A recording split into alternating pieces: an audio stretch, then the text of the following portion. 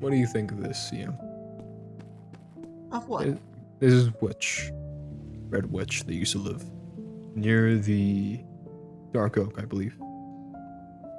They haven't been around I, for ages, I but do not know of whom you speak. yeah, no, I assume so. But every day, every morning, I go to a place where a tower used to be, and I plant a flower a day.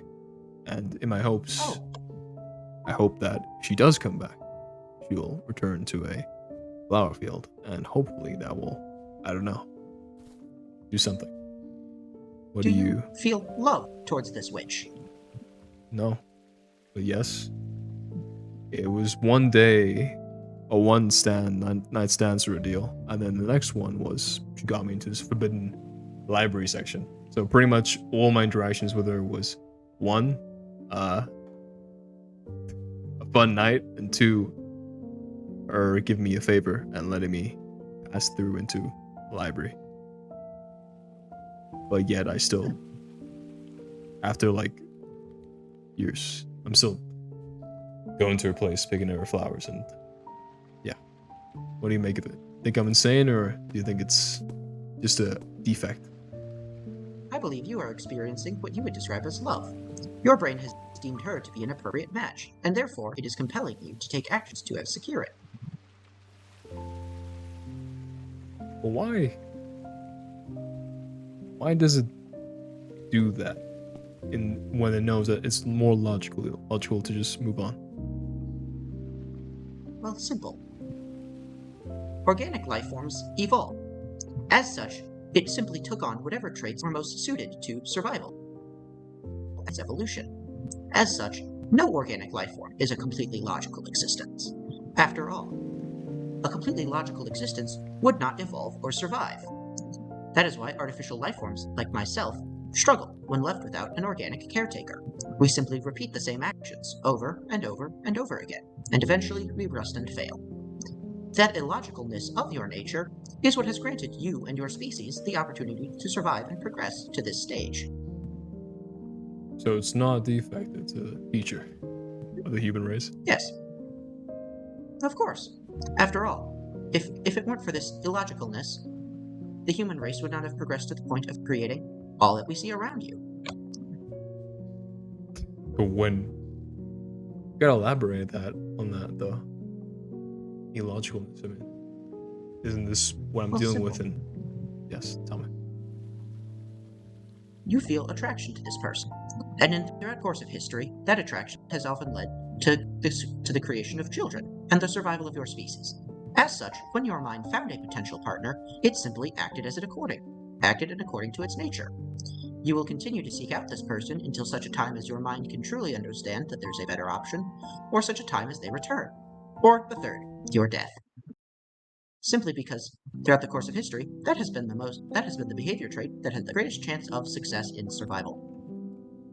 So, what? We're just a slave to our desires, our programming, I guess, our biological programming. I guess we aren't so different, right? You say slave to it, as if though it is not you. I am not a slave to my programming. My programming is what I am.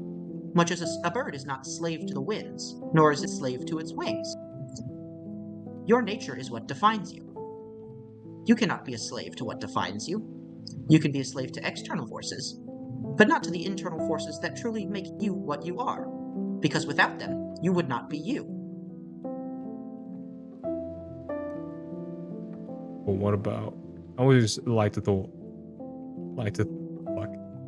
I always like to think that you are your actions, not what your survival factors are, what your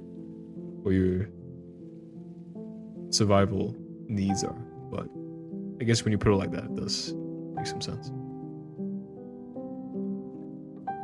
Every action you take has been dictated by both your own personal beliefs as well as those intrinsic beliefs to survival. As such, you cannot say you are a slave to your desires, such as you cannot say you are a slave to your emotions, for both of those are the two pieces that create the whole of your being. The intrinsic natures we cannot control, and the conscious actions we take despite those. How about spreading a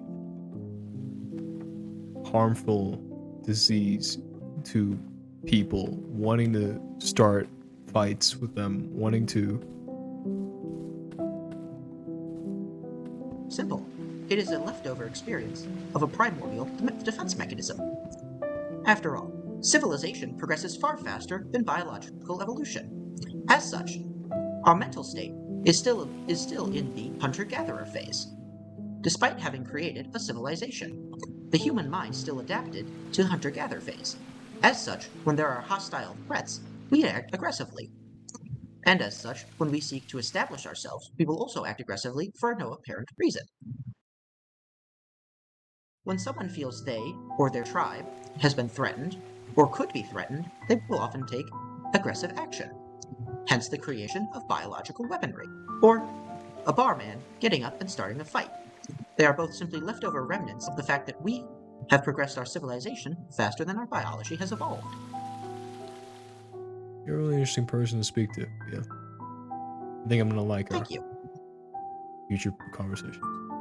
Got some good knowledge there. Would you say it's installed or I guess learned? How would you describe the memory? Well, simple. It is both learned and installed. For it is the simple way of that is how I learn.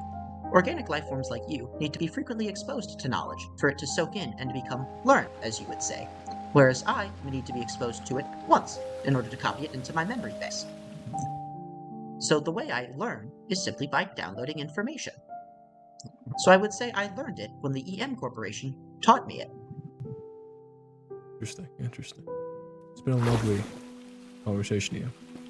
Thank you for answering all my Of course. questions and give me some more clarity on things. But one thing is, one more last question before we leave.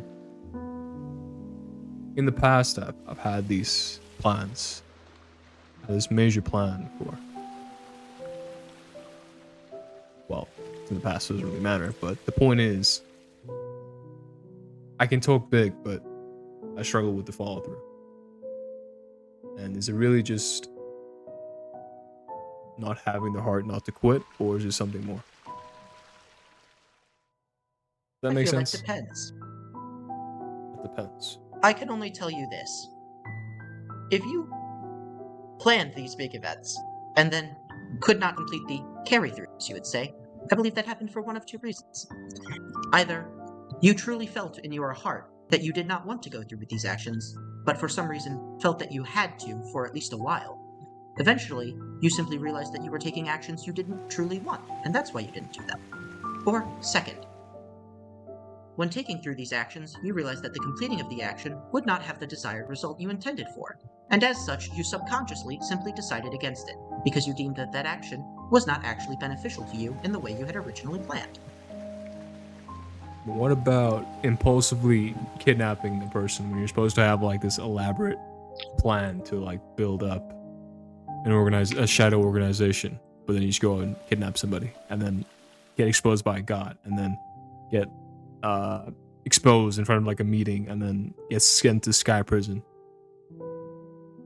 Well, I can only offer you a quote from an old show.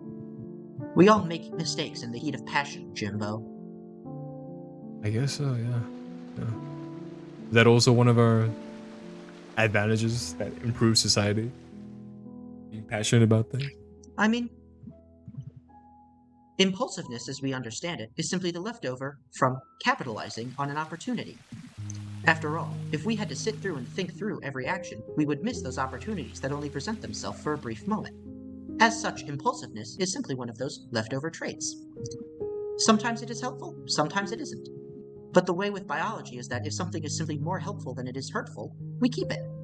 So that impulsiveness of yours only exists because it is more beneficial to you than it is harmful to you. Wow. You play this character really well, by the way. I like this guy. I like how you play Thank it. you. Thank Like, you. I'm actually like impressed. You actually You gave have me no some idea good how many advice. fucking philosophy books I had read through at fucking college prepping for this character. Brother. I'm thoroughly enjoying. Like, you actually like kind of helped me too, like out of character, ending character too. Yeah. Anyways. College philosophy hasn't failed me now.